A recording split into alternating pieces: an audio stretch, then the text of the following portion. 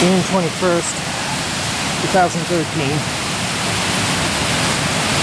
On the edge of Inglewood here, just watching the flood come down the Elbow River.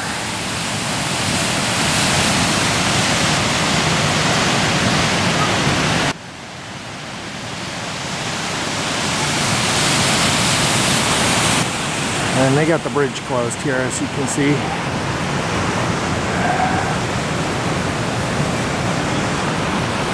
Just went through Inglewood.